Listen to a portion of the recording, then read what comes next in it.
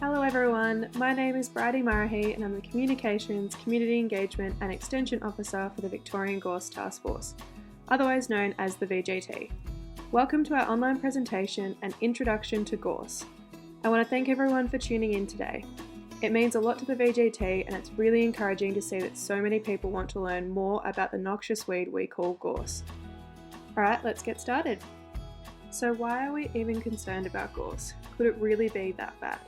The answer is a simple yes. Gorse is a declared noxious weed by the state government in accordance with the Catchment and Land Protection Act of 1994. This means that gorse is recognised as a weed that causes significant detrimental impacts to agricultural production, biodiversity and social values. It also emphasises that all stakeholders and private landowners need to play their part in preventing gorse, a high-risk invasive plant, from establishing and spreading. In Victoria, noxious weeds are categorised for each catchment under the Kelp Act. These categories, from most to least threatening, are state prohibited, regionally controlled, and restricted weeds.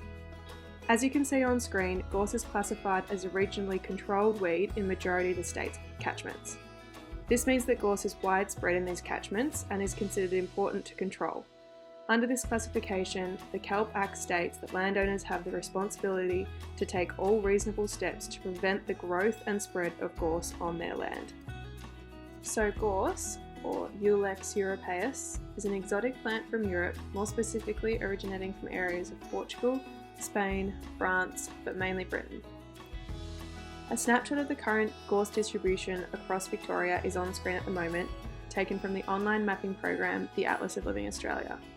You can see how densely populated it is in places like Ballarat and along the south coast. The gorse problem originated in Australia in the early 1800s when gorse was planted for hedges, used as an ornamental plant and used as fodder. It had naturalised, in other words established, by 1889.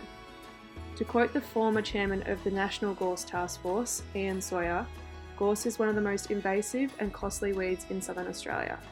It's like a green cancer, invading and investing pasture, cropping land, plantations, roadsides, urban blocks, riverbanks, native vegetation and degraded sites. Let's explore the impacts of gorse once established throughout these landscapes. So how does gorse impact our ecosystems?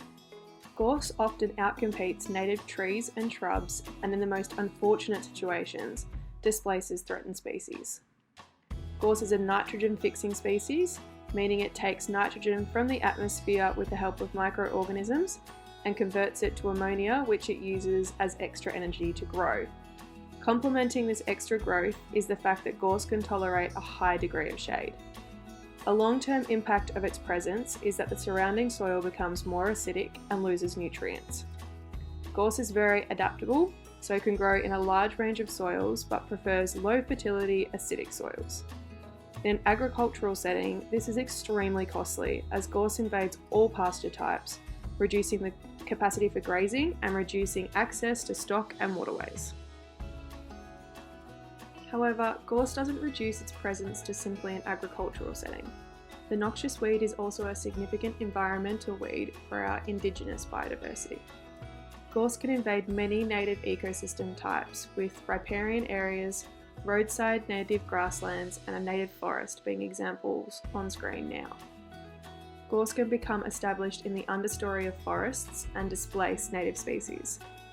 This also puts pressure on native fauna, as gorse threatens our native flora species, including threatened species, and harbours feral animals.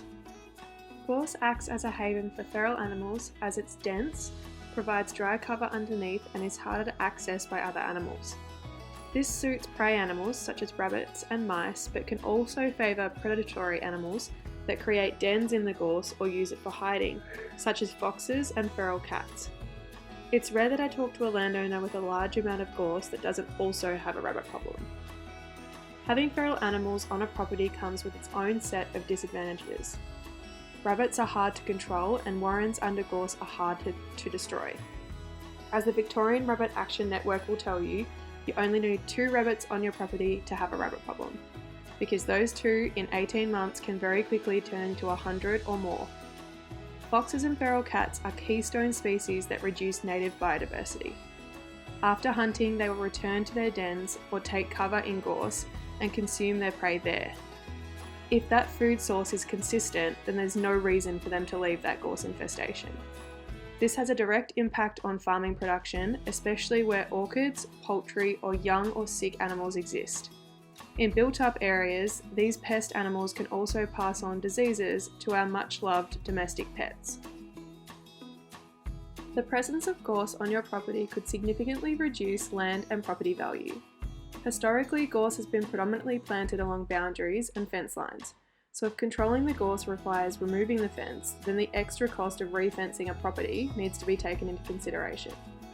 The reduction in land and property value is relative to the acreage and the level of infestation severity. This is not as well known as we would like, especially throughout the hobby farming lifestyle community, and we often talk to people who have already purchased their forever home before realising why they got such a good price. Both images on screen show properties in this situation that I've visited in the past 12 months, where the previous owner controlled the gorse or at least a decent section of the gorse infestation before selling. So it's a land management practice to be aware of whether you are selling or purchasing a property. If you are coming into this situation or know of friends or family who are planning for this in the future, make sure to tell them to look out for gorse before settling. Another fact about gorse we've found to be poorly understood is how flammable gorse is.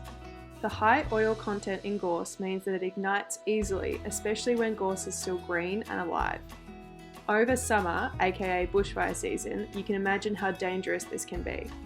To help spread the word, the VGT ran a campaign with the CFA at the end of last year before summer began, promoting the flyer on screen over our social media platforms, at community events and throughout each organisation's respective networks.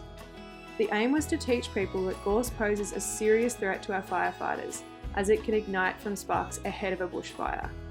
A CFA manager was explaining to me that when the brigades are trying to access the heart of a bushfire, needing to stop and put out gorse fires is incredibly time consuming, and the amount of radiant heat they give off is an extra hazard for their crews to deal with. For private landowners, this slide is here to spark, pun intended, the question, do you have gorse near your assets? If the answer is yes, or if you know someone who does that isn't interested in controlling gorse for environmental reasons, then we've just given you a pretty good reason to manage your gorse on a silver platter. So now that we know it's a serious issue, let's work out how to properly identify it.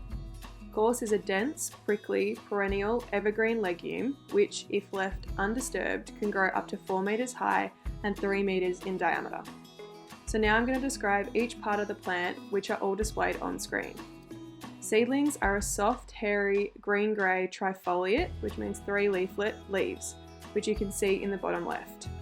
These leaves are lost as the plant matures and spines develop from 3 months of age. The mature leaves are dark green spines that are very narrow and stiff, occurring in clusters along the branch. They also have a waxy coating protecting them. The flowers are a bright yellow pea-like flower with a distinct coconut-like fragrance. The seed pods are fine, densely haired pods, which you can see in the top right. Pods are green when young, turning dark brown when mature. Each pod contains 2 to 6 seeds with a very hard green or brown seed coat and a yellow appendage. Gorse can be confused with a number of Australian native plants.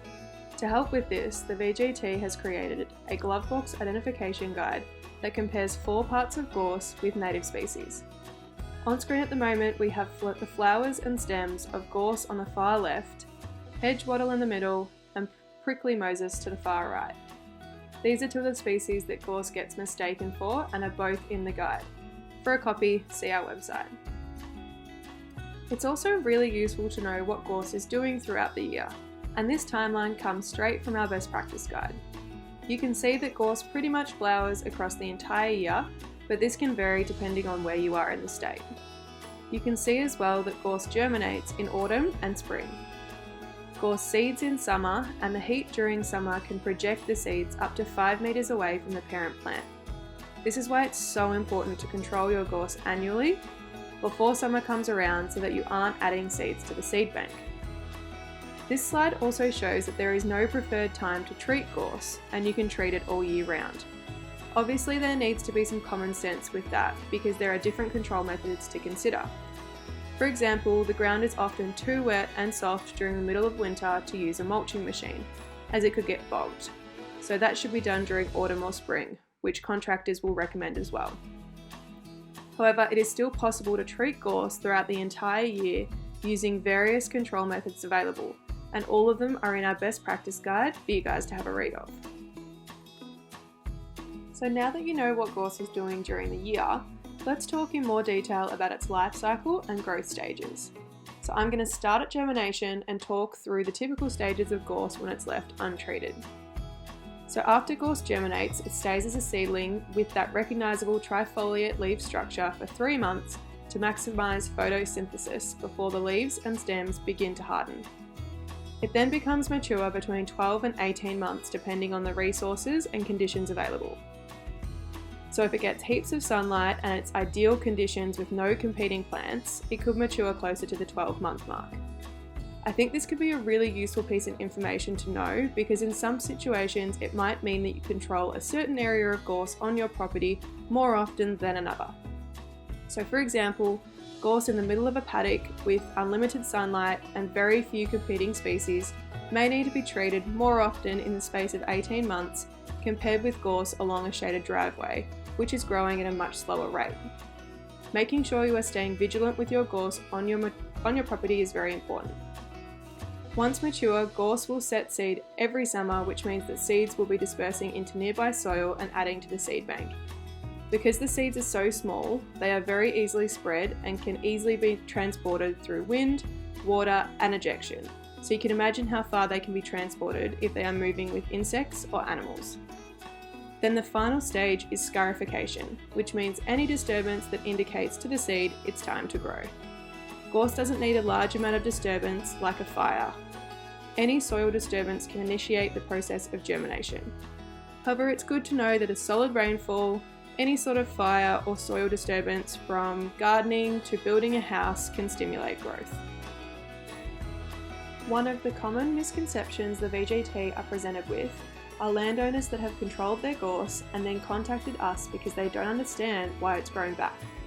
It can be a difficult conversation to have with people because being misinformed about regrowth has led them to believe treating gorse was going to be a simple one-hit wonder, when in fact they needed to be prepared for long-term management. This is why we want to address it today and help people understand that if you treat your gorse every year before it sets seed, then you'll be controlling its spread and also working your way through the seed bank. So a common explanation I give people is that whoever did the work has most likely controlled or killed the gorse that they treated, and therefore what's growing back is germination from the seed bank after the soil disturbance during that initial treatment. An interesting fact to know about disturbance is that the gorse seeds won't establish below 8 centimetres of burial. However, even if a large clump of seeds are in this situation, it may only take a few wet winters or animals being brought onto the property to make 8 centimetres of burial turn into 2 to 3 centimetres. This may not happen in a matter of months, of course. You could own a property for a few years and find that all of a sudden you have gorse in the middle of a paddock because the movement of that soil means that those seeds can now germinate. Given that, let's discuss control versus eradication. Gorse is well established in so many parts of the state that wanting to eradicate it from your property is a goal that people need to be realistic about. Controlling gorse on your property through sustainable long-term management is highly achievable and should be thought of as just as successful due to the number of years that gorse has been established in Victoria. So we want people to always aim for control, and if eradication happens down the track, then that's a bonus. Sustainable long-term management is crucial to effectively controlling gorse. On the screen are 5 main components the VGT have identified to achieve maximum results. They read as follows: treating as many plants as possible before they set seed, the use of a combination of control methods, revegetation and a change in the land use practices that allow gorse to spread and grow, a long-term commitment from the land manager, and to be persistent and regularly follow up with inspections of previous season's work. If you can effectively implement these components, then we believe you are giving yourself the best chance to control your gorse. What other assistance or information can you look for? The VGT created another presentation, which is a virtual demonstration field day that is live on our website. It details the VGT, the 5 components of an effective plan in more detail, common control methods, and lots of other tips and tricks for gorse management. If you don't want to watch the entire video and are looking for information on a particular control method, we also have some shorter videos on our website about the main control methods being cut and paint, foliar spraying, mulching or mechanical removal, and alternative controls. I've also mentioned our glove box identification guide and our best practice guide throughout this presentation. Both are available on our website. So that brings us to the end of our presentation and introduction to gorse. We hope you've learned a lot and that having a better understanding of the plant will help you with your gorse control journeys. Please don't hesitate to get in contact with us through any of the resources on this slide. Thanks very much and good luck.